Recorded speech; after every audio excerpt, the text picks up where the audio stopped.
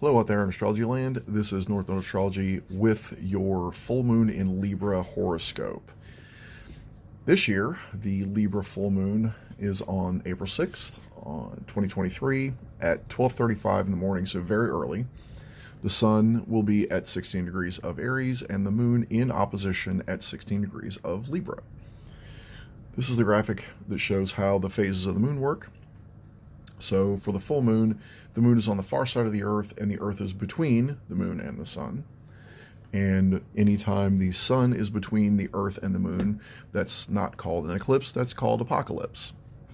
So for anybody that watched my April 1st about Mars moving between the earth and the moon. So one of the big energies here is Chiron at 15 degrees. Now, the day before, on April 5th at almost 6 p.m., the Sun and Chiron conjunct, and they are very close also to Jupiter. You can see here from the actual position of the planets, and with Earth here closest to us and seeing our perspective there, you can see that the Sun and Jupiter are almost completely lined up. Now, Chiron, for whatever reason, isn't displayed here, but it is very much in line behind Jupiter, and as Jupiter is moving forward from right to left in his normal orbit, and he is catching up with Eris, the goddess of discord. So there is a lot of Aries energy out in the solar system currently. Chiron is definitely the biggest issue here just before the full moon, because Chiron is our wounds. Chiron is, in mythology, I know you guys have heard me talk about this before, he was wounded by a poison arrow in an archery contest, but because it was a magical wound, and he was not able to heal it. So he asked Zeus for help, and the only thing that Zeus could do for him was to trade his immortality for Prometheus's immortality. Chiron died, and as soon as he died, he became an Olympian, and he went to Mount Olympus. So the wound that we carry in Chiron, or wherever your wound is in the zodiac, there's a lot of people with Chiron in Aries because it spends a lot of time there because of the orbits. This is a wound that never goes away. And anytime we engage with Chiron, we have to engage with it directly. And while it's in Aries, we have to engage through Mars. And currently, with Mars in Cancer, and in coming to, it's leaving a trine with Saturn in Pisces right now. And Saturn's the general, and Mars is the soldier. There's a lot of emotions there, and we have to really dig down deep into the emotions. Being a Cancer sun, and with Mars in Cancer right now, I have had at least one person kind of go at me about things, about emotions, and the manner in which I gave care to them. And I was obviously not a big fan of that. And my emotions came to the surface. And I have been having to deal with those wounds of the past, those wounds of childhood, which is what Aries is. It's the child. It also is the emperor or the empress, but that has to be a grown-up energy. We have to work on that. And with Chiron Aries, there's always a pain. So it's a pain of identity, it's a pain of youth, it's a pain of action. And with the sun right there just before the full moon, it is definitely being drawn into our emotions and making us less balanced than we are normally being. Venus being in Taurus is normally very anchoring, but with her still pretty close to Uranus, there's a little bit of there's a bit of erraticness there. There's a bit of change and breakthrough and very strange. We're trying to align ourselves in a balanced, fair way out in the world with our ideals and our friends and with the rest of the world, and sometimes with our technology. I've been having issues with my technology recently, so there has been that energy also. So let's go back to the full moon chart itself, right? We have the sun, it's already passed through. We've been dealing with that Chiron energy.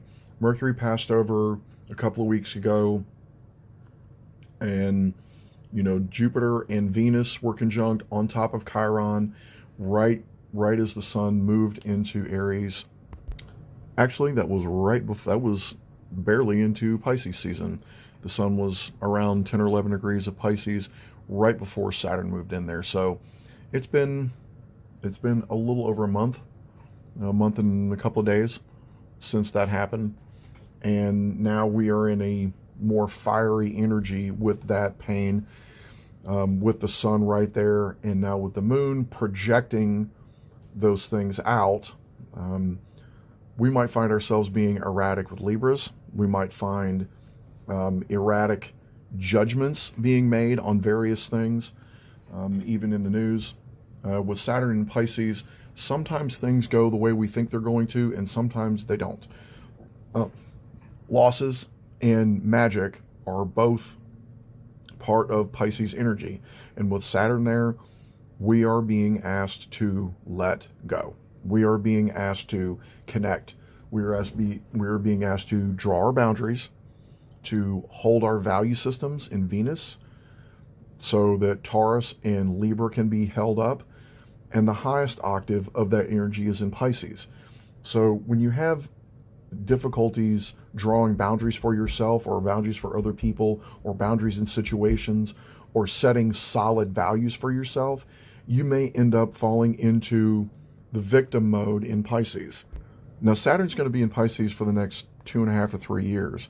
So there's going to be a lot of talk and a lot of old things being brought up, because Pisces is the past and Saturn is definitely the past. He is about institutions. And you guys are seeing how certain institutions are moving forward and other ones are crumbling. And that's exactly what happens in Pisces. It's the crumbling of that energy, right? Because he's in Neptune's house. This is about very deep, powerful, eroding emotions. It's also about psychic ability.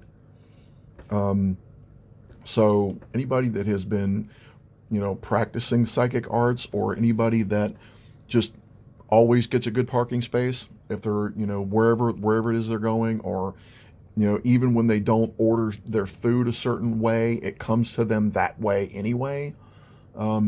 Those things are definitely in the realm of Pisces. Now, days before, when the moon was in Virgo, in a dark moon, as they say, it's a moon that is letting things go, right? So that when we get to the full moon, we can start new.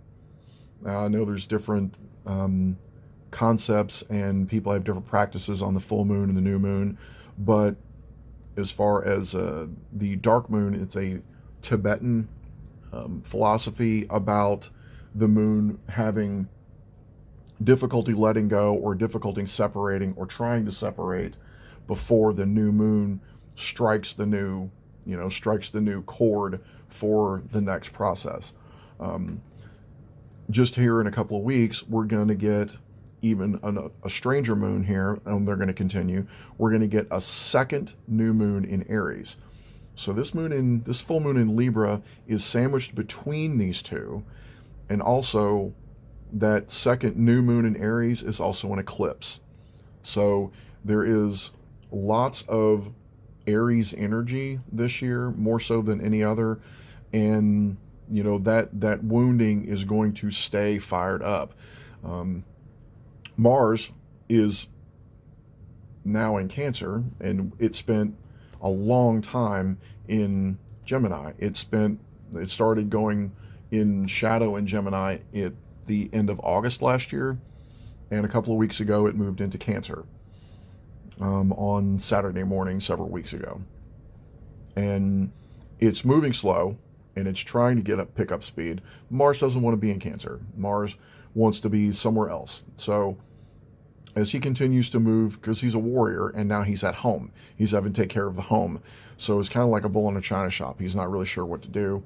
And that is the planet that is ruling the sun right now and setting the tone of this full moon.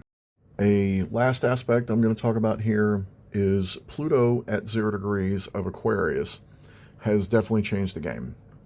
So Scorpio feels different because Pluto is in Aquarius. It's not in Capricorn anymore. And Aquarius feels different because Saturn is now in Pisces. So with Mars in Cancer and Pluto in Aquarius, Scorpio has a very strange feel right now. So anybody with Scorpio placements, they might feel strange. They might feel disjointed. They might feel overly emotional, and they can go back and forth because Aquarius is a very mental sign. It's about details. It is about, going with the flow with things, but that flow is not emotional. The opposite energy of Aquarius is Leo, and everybody knows how Leo energy is very creative, and it's very expressive, and it's very youthful, and there's a lot of fire and drama and art in Leo. But in Aquarius, we have genius, we have the mind. So Pluto, a planet of deep emotions, is now in the planet of mind, of very high standards. So those high standards and that emotional depth can create some very big wounds. And with the sun in Aries moving, with that Mars and Cancer energy, there can be a lot of damage done to relationships here. I know that I have done some damage to relationships recently, and my Libra energy is probably going to be in overdrive because of this.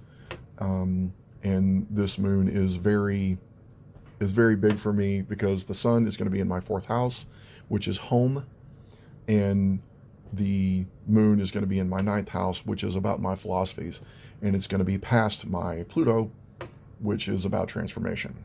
So, and those things are already going through right now because I'm recording this a couple of days ahead of time. So, just know that with Saturn in Pisces, we are being asked by Saturn to tap in.